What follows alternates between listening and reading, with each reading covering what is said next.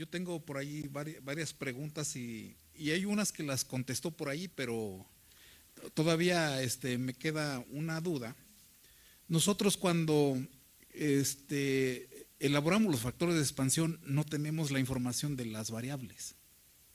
O sea, siempre nos llega la base de datos y nomás nos dan cuántos individuos contestaron, la no respuesta y ya. Eso es todo. Entonces dicen, hagan los factores de expansión.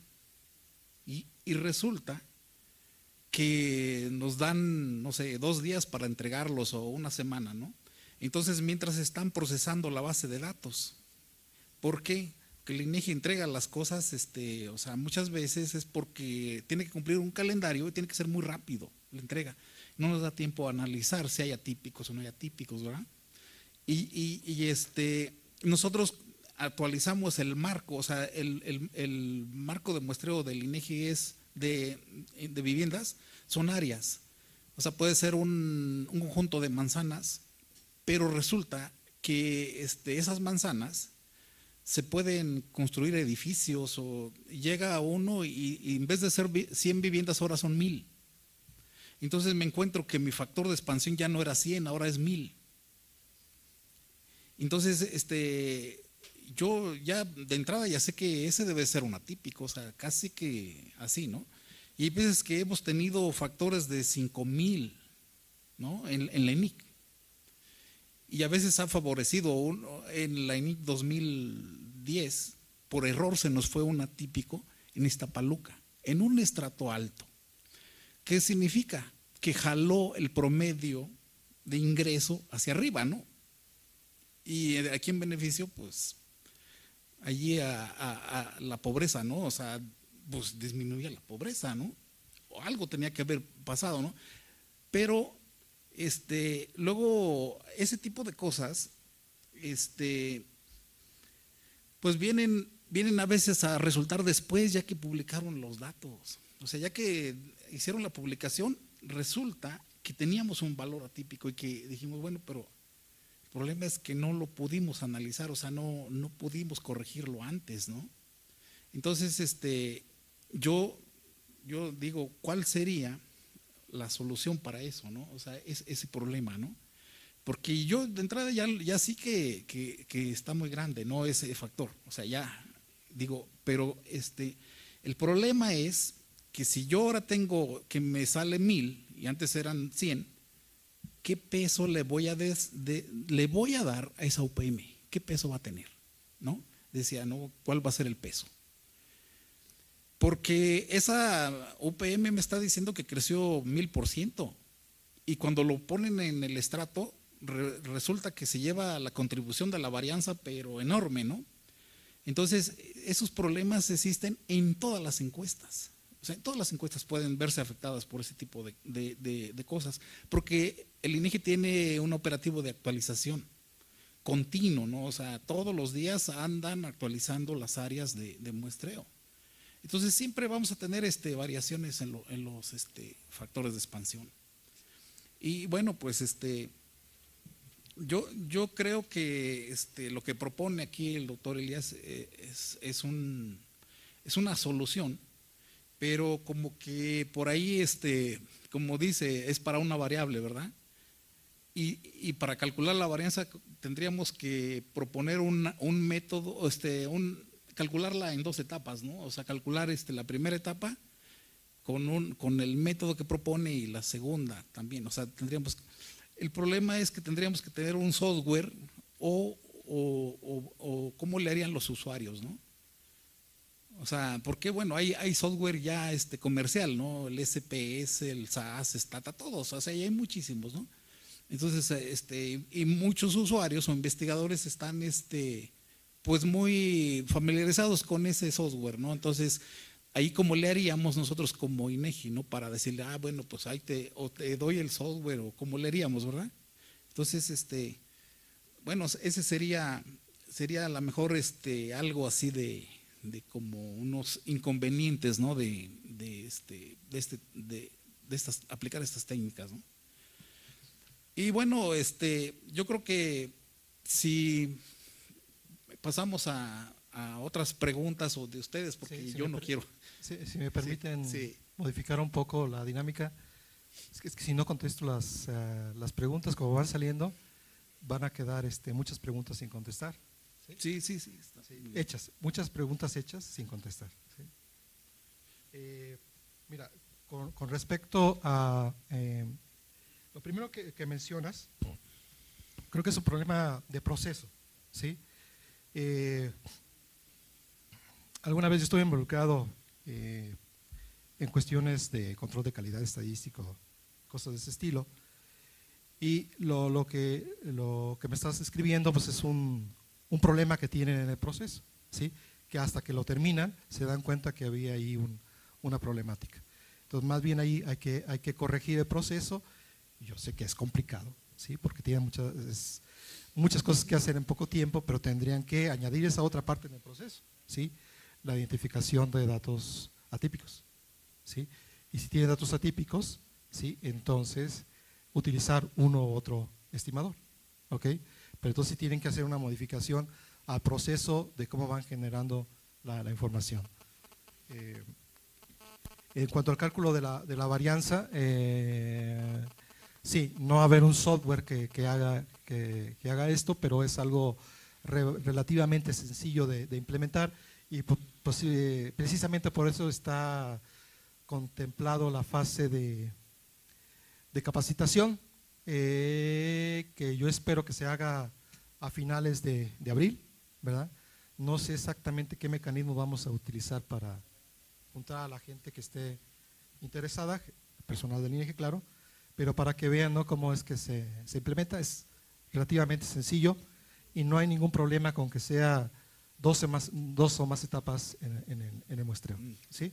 Con la información, lo importante es que con la información que se tiene en las bases de datos de las encuestas del INEGI se puede realizar. Eso es lo importante, ¿sí? Que lo que se proponga se pueda hacer con la información que tiene el INEGI, porque si no estaríamos proponiendo una nueva técnica que necesitaría información adicional que tendrían que ustedes generar para poder utilizarlo. ¿Ok? Muy bien.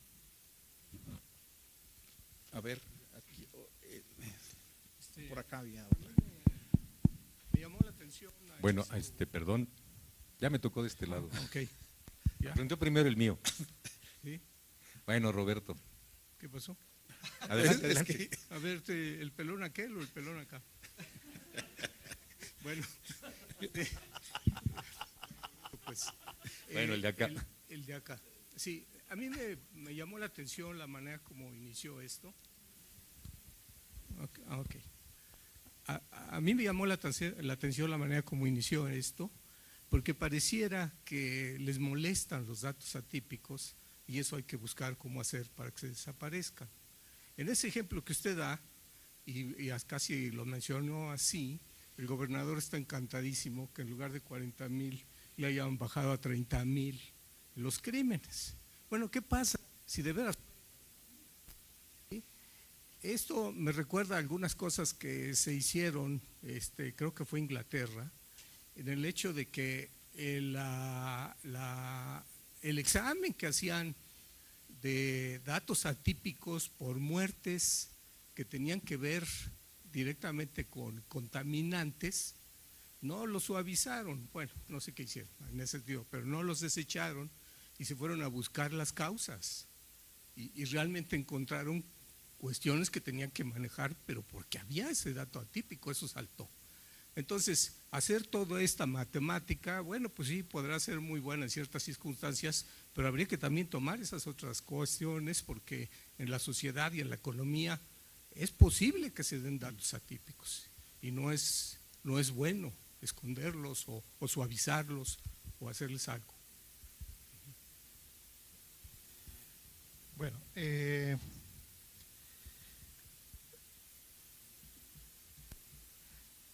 es problema de cualquier encuesta. Una pregunta que siempre me hacen, y principalmente los clientes, es: oiga, y con la encuesta que usted va a obtener, ¿de veras voy a estar cerca del porcentaje real? ¿Sí? Y claro, si uno quiere vender, pues adivinen cuál es la contestación, ¿no? ¿Sí? Pero es un problema. Tú obtienes datos de una muestra, ¿sí? ¿Y qué te garantiza que estás cerca o no del valor real? ¿Sí? No hay nada que te lo garantice, nada. Con una muestra, nada. Le apuestas a que sí, ¿sí? Las propiedades estadísticas de los estimadores, por ejemplo, en términos de precisión, en términos del error relativo de estimación, te dice, el error relativo de estimación es del 5%, ¿sí? Con una alta probabilidad. ¿Qué quiere decir? Digamos que si es con una probabilidad al menos 95%, eso quiere decir que el 95%, aproximadamente el 95% de las encuestas, de las muestras que tú saques de esa población, van a tener un error de estimación por abajo de ese 5%. Pero cuando tú saques la muestra, es posible que caigas en el otro, ¿sí?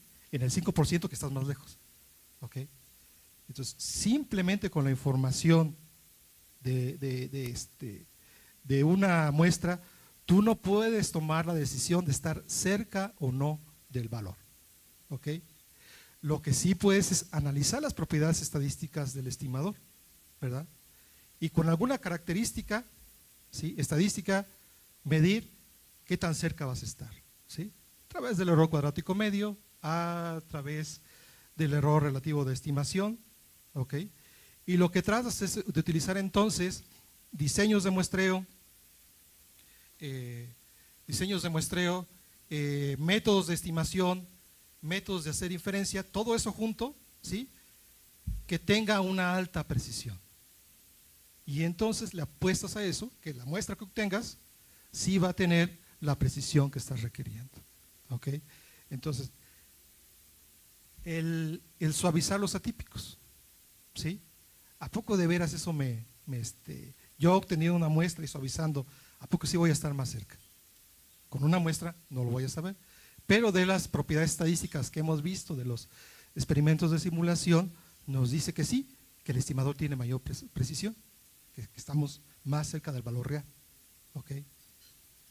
Entonces, el suavizar o no datos atípicos depende mucho, te digo, de tres cosas: diseño de muestreo y el método de estimación. Y si va a hacer diferencia, la forma como haces la inferencia. Entonces tienes que utilizar aquellos que te garanticen cada vez mayor y mayor precisión, ¿sí?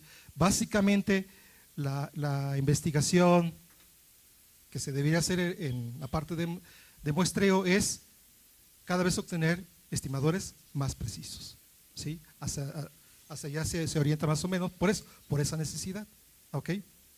Y yo digo que no se desechan los datos atípicos, ¿sí? Son los datos que se están observando, ¿ok? Y si obtiene una estimación alta, pues así se quedaría, ¿ok? No es reducir por reducir, ¿sí? Sino es ganar precisión, no reducir, ¿ok? Bueno, pues acá con el doctor Bustos. Bueno, ahora sí me toca. Ahora le toca al de este lado. Bueno, felicidades primero, Elías, porque con muy buen tino, nos corriges diciendo, no, lo que hay que modificar no son los factores de expansión. Hay que revisar en cada caso, para cada variable, lo que procede a hacer. Y eso ya es útil porque a veces, pues igual no pedimos lo que deberíamos pedir, ¿no? Pero bueno, en fin, ahora regreso a eso. Por otro lado, lo que me viene a la cabeza con el comentario de Roberto es, ¿estamos estimando entonces lo que hubiéramos obtenido de no haber observaciones atípicas? ¿O estamos estimando lo que debíamos obtener con estimaciones atípicas con un poco más de sesgo? No. ¿Y por qué el sesgo? Cuando haces el planteamiento y pones una restricción para el total poblacional, dices, pero que no me modifique el total poblacional, ¿no? Sí, esperas que en alguna medida el sesgo sea chiquito, pero estás imponiendo una restricción que también en alguna medida implica, vamos a hacer crecer los valores o la suma de valores no atípicos, los concordantes, y vamos a achicar la suma de valores atípicos, pero que la suma se quede igual. Eso me inquieta un poquito, vamos, estoy fitting data to models, ¿no? Estoy ajustando los datos al modelo, a lo que yo espero que ocurra, a lo que quiero que pase. Y esto, no sé, no me acaba de convencer si es lo que deberíamos intentar hacer, si es lo que procede a hacer. Ajá. Y en alguna medida, reitero, como se comentaba ya, llegar a lo que sería dable estimar en caso de no estar presentes valores atípicos, que no es lo que ocurrió en la realidad. El valor atípico ahí estaba, ¿no? ¿Por qué razón se dio? Pues quién sabe, pero ahí estaba y habría que revisar en todo caso por qué se dio. Pero si se dio y es de a de veras y esa es la realidad, pues eso es lo que habría que estimar, de la manera más precisa, como bien apuntas, ¿no? Ahora sí que entre más preciso, pues más mejor, pero no olvidar que pues lo que queremos es ver qué pasó en la realidad allá afuera, en la población en general. Entonces, no sé, a ver tus comentarios sobre esto, porque yo estoy medio hecho bolas todavía con… Sí, mira, mañosamente voy a darle vuelta a la pregunta y inquietudes, ¿sí? Justificando que voy a tratar de aclarar esto de los datos atípicos. ¿Sí? Un dato, si bien un dato típico está en términos del valor con respecto a los demás, pero piensen tienen una zona que está clasificada con hogares con ingresos bajos, ¿verdad? Pero en esa zona está la casa del panadero, ¿sí? Que tiene la panadería en esta zona. Entonces, ese va a tener, ese hogar al que pertenece el dueño de la panadería, pues va a tener unos ingresos muy elevados con respecto a los demás, ¿ok? Entonces, supónganse que la encuesta, como son ingresos bajos, van a dar un peso muy alto, ¿sí? Un peso muy, muy alto a esos ingresos, ¿ok? A todos los que están ahí. Y si sale el hogar del dueño de la panadería, pues entonces eso va a disparar, ¿sí? Va a disparar la estimación, pero ese hogar en particular como que no debería estar en esa zona, de acuerdo a lo que estamos haciendo, ¿sí? Como que está mal clasificado. Afinar estas estratificaciones que se hacen es como tratar de clasificar a la población, ¿no? Los que se parecen mucho entre sí del resto de los demás, sí, de los que se parecen mucho entre sí del resto de los demás, pero a veces no se puede hacer más y nos quedan ahí, es que tienen altos ingresos, ¿ok? Y salen en la encuesta, ¿ok? Entonces la pregunta es, ¿cómo podemos modificar ese efecto de que ese individuo que está ahí no debería estar en ese estrato, sino debería estar en otro estrato, ¿sí? Entonces es más o menos la idea que hay detrás, ¿sí? Tratar de romper ese efecto de que una unidad que debe estar en un estrato, ¿sí? está en otro, ¿verdad? Y eso es lo que me está alterando la estimación de lo que quiero, ¿sí? ¿En qué sentido? En que me da una varianza muy grandotota, ¿ok? Si tengo un estimador que es sesgado, pero con una varianza muy grande, ¿ok? Entonces lo que hago simplemente, al momento, ¿sí? El efecto de estar en un estrato que no debería de estar, lo capto al momento del diseño de muestreo, de seleccionar la muestra. Entonces trato de corregir eso en la parte de estimación, ¿sí? Si ustedes, quien conozca el muestreo con probabilidades proporcionales al tamaño, es un diseño de muestreo sesgado. Selecciona a las unidades que tienen mayor tamaño, ¿sí?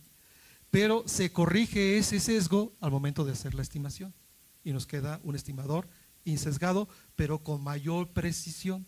Entonces, esta es más o menos la idea, ¿no? De como que hicimos una selección sesgada hacia alguien que tenía un valor muy alto, ¿sí? Y al momento de hacer la estimación, estamos corrigiendo ese sesgo de selección, ¿ok? Es más o menos la idea que está detrás, ¿ok?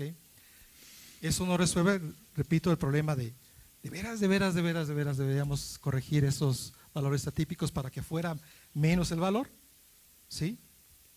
Entonces hay que justificar que el dato atípico verdaderamente es un dato atípico, ¿sí? Ahí se vuelve crítico, ¿sí? Definir el dato atípico. Por eso yo empecé la discusión diciendo que tenemos identificados a los datos atípicos, ¿sí? Otra cosa es identificar los atípicos. Posiblemente esto que sucedió en Yucatán no es un dato atípico, ¿sí? Pero bueno, ya después el análisis posterior que hicieron el levantamiento de la encuesta, efectivamente lo identificaron como un dato atípico. No es algo que se queda común, ¿sí? Dentro de la unidad primaria de muestreo, no era algo común, ¿sí? A esas personas que estaban ahí, ¿sí? Sino es algo atípico a esa, ya no a los datos de la muestra, sino atípico a esa población, ¿ok?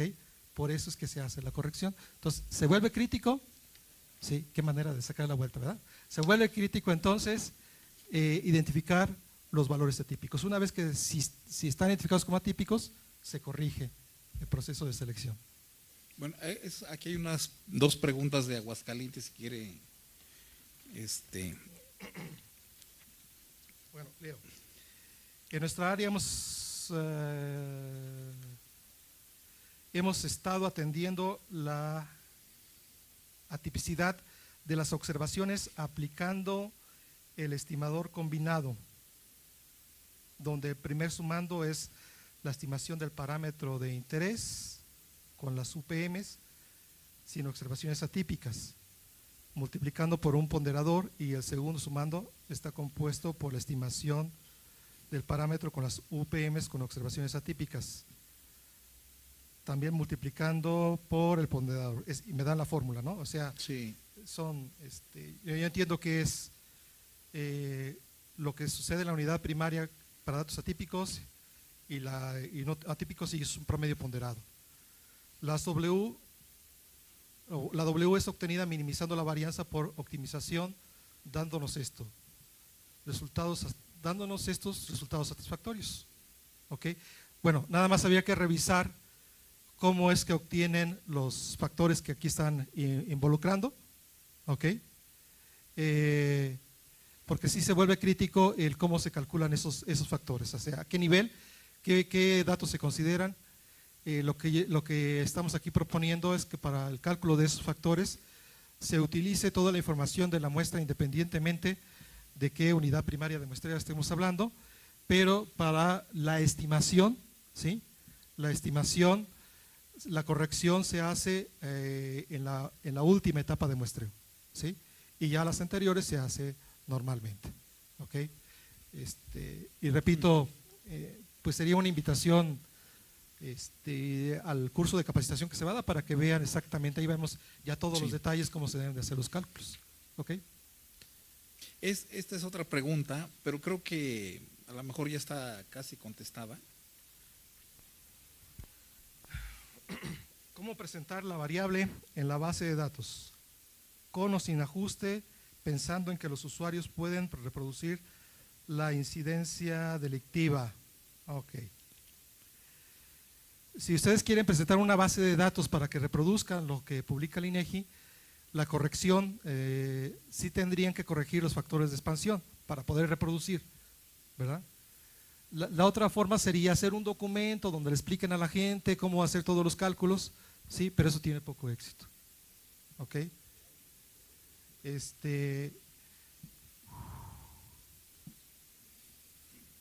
Yo digo que a responder así, exactamente lo que dice aquí es seguir presentando la base de datos como se presenta, ¿sí? Con los factores de expansión como se calculan, sin hacer la corrección.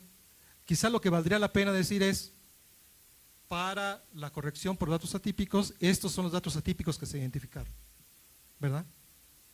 Y en la documentación poner cómo se hace el cálculo, ¿sí? Pero no confundir a la gente corrigiendo los factores de expansión, ¿verdad? Perdón. ¿Quién fue primero acá? Acá. ¿Qué tal? Profesor Elías, me gustó mucho la presentación. Yo he tenido que lidiar con datos atípicos, creo. Realmente no tengo claro cómo se definen de una forma formal, matemática. Yo entiendo que son, dentro de una distribución, son como las colitas de los valores que caen en los extremos, ¿no? Según entiendo, y son datos poco frecuentes también. No sé si estoy bien. Y me gustaría que me diera algunas ideas cómo identificar estos datos atípicos. Dijo que normalmente son valores que se separan mucho de la tendencia central de los datos. ¿Y qué tan riesgoso es eliminarlos cuando se hace un análisis, por ejemplo, de estimar un parámetro, digamos, de la población a partir de la muestra, si elimino esos datos atípicos? No sé si… Sí, quizá una definición más amplia de datos atípicos es, tú tienes tu población que tiene cierto comportamiento. Un dato atípico de esa población sería el dato de un individuo que no pertenece a esa población y tiene un comportamiento muy diferente, ¿sí? Y la clave está en medir qué tanta diferencia hay entre que pertenece a otra población, ¿sí?, y a la población que estás estudiando. Si tienes eso, entonces ya podrías probar en los que sospechas si verdaderamente son atípicos, o sea, pertenecen a otra población. No necesariamente son los que están en la parte más extrema de las colitas de una distribución, ¿sí?, sino más bien es como que pertenecen a otra población, a otra distribución, ¿sí? Entonces hay muchas técnicas, todo depende cómo mides, ¿sí?, la distancia entre los valores de los individuos en tu población y los que pertenecen a otra población diferente, ¿sí?, con un comportamiento diferente, ¿ok? Y la otra pregunta, perdón. Era acá, por acá tiene una pregunta. Bueno, tenía varias preguntas, pero nada, voy a recortar la lista de preguntas. En el ejemplo que pusiste, Elías, de los 3 estratos y usas una población conglomerada, ahí manejaste algún dato de qué tipo o qué tamaño de correlación intraclase o un coeficiente de homogeneidad hay para esa población que simulaste. Esa es una. La otra es, así como mencionas que las cuestiones que son más fáciles de usar en la práctica en cuanto a construcción de estimadores, las personas las van a emplear, pues muchos van a construir intervalos de confianza. Entonces, en el estudio de simulación, cierto es que el estimador del error cuadrático medio que obtuviste es más pequeño, como un 10%, bueno, la raíz cuadrada un 10% más, si mal no recuerdo. Ahí, no sé cómo, si uno construye intervalos de confianza en la simulación, calcular la cobertura, no sé cómo le va a los 2 métodos, vaya, al del estimador puntual, ¿no?, de interés.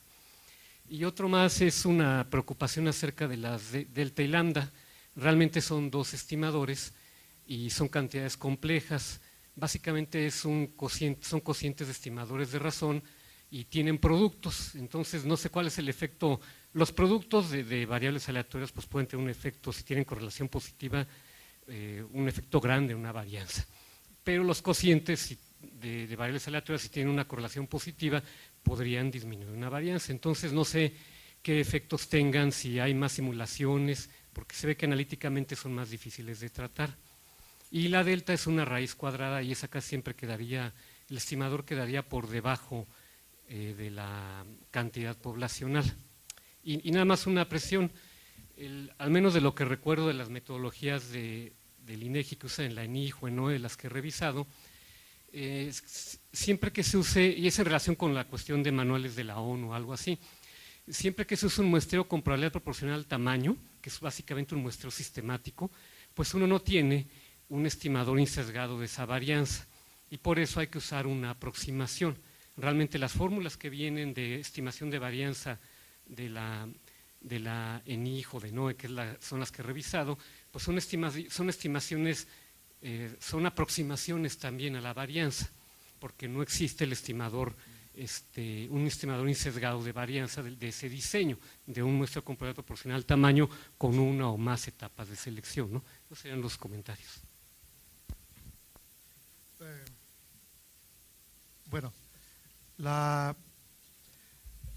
no pusimos cuidado en la correlación intraclase de las unidades primarias de muestreo, porque estamos poniendo a competir dos estimadores bajo el mismo diseño de muestreo, con la misma población, el mismo diseño de muestreo, nada más lo que difiere es la forma como se estima.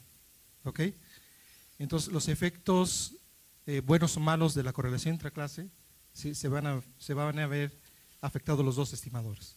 ¿Ok? O sea, por eso es que no tomemos en cuenta la correlación intraclase de las unidades primarias de muestreo o de los conglomerados que ustedes consideren.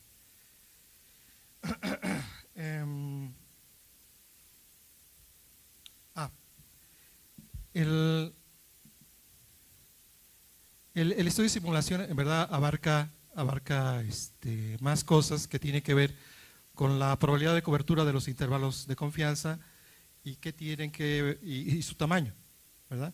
Porque lo que buscaríamos, bueno, lo que se busca en general es tener intervalos de confianza. Si tienes dos formas de hacer las cosas que te generen dos intervalos de confianza diferentes, lo que quieres es que bajo la misma cobertura, ¿sí? Unos sean más cortos que el otro, ¿sí? Y el que son más cortos, pues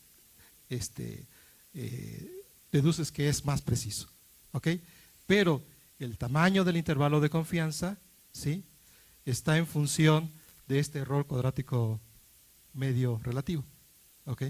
O sea, si son más cortos los intervalos de confianza, el error cuadrático medio va a ser más pequeño. Si el error cuadrático medio es más pequeño, los intervalos de confianza van a ser más cortos, ¿sí? Si bien podría ser información redundante, pero te da pistas sobre diferentes cosas. Yo sí soy más de la idea de analizar la probabilidad de cobertura de los intervalos de confianza y el error relativo de estimación, ¿verdad? Pero en la literatura por lo general, ¿sí? Analizan el error cuadrático medio de estimación, ¿ok? Pero en el reporte final va a aparecer todo, ¿ok? Al momento de estimar tanto lambda como bueno, delta principalmente, aparece ya la estimación de un cociente, ¿sí? Y claro, esto mete variabilidad adicional al estimador, ¿ok? Si quisiéramos analizar bien el error cuadrático medio, el error cuadrático medio del estimador que estamos proponiendo, pues tendríamos que tomar en cuenta que se hacen todas estas estimaciones, ¿ok? Como no me es posible, por eso hago el ejercicio de simulación, y en los resultados de simulación ahí está todo el efecto, ¿sí? De estimar esa delta como se estima, ¿ok? Incluso al momento de que aparezca ahí una raíz cuadrada, que si estimas algo estás subestimando, estoy consciente, ¿verdad? Pero te digo, ya la variabilidad del estimador de total te está absorbiendo todas esas otras variabilidades, ¿ok? Bueno, casi ya estamos en el tiempo, pero bueno. Rapidísimo. Última pregunta. Pues. Gracias. Es simplemente para comentar, y me surge la duda de este ajuste de a los factores de expansión se deriva de extraer una muestra que es la que se llaman los valores atípicos de una muestra de datos original. Entonces, ¿cómo definir estos umbrales? Que necesito definir un umbral máximo y un umbral mínimo, y los valores que se encuentren por abajo de este mínimo y obviamente por arriba del máximo me van a definir la muestra atípica. Entonces, no existe me parece, una metodología general para que pueda definir estos dos umbrales, porque además dependen del tipo de variable que esté analizando. Entonces, no sé, alguna sugerencia para definir estos dos límites, o bien umbrales, límites y máximos. Gracias.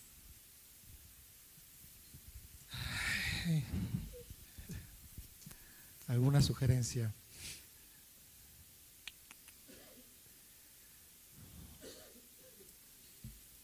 No, en este momento no te podría decir tal técnica, es que va a ser complicado. O sea, en general tal técnica te va a funcionar, no, ¿sí? Porque las técnicas que mayormente se han desarrollado son para variables que son continuas, ¿sí? Que dentro de una escala pueden tomar cualquier valor, ¿verdad? Pero cuando son datos discretos, las cosas cambian, ¿verdad? O cuando son categorías, las cosas cambian. ¿Ok? Yo utilizaría, pero eso es por deformación académica, ¿sí? Una técnica que está basada en entropía, ¿sí?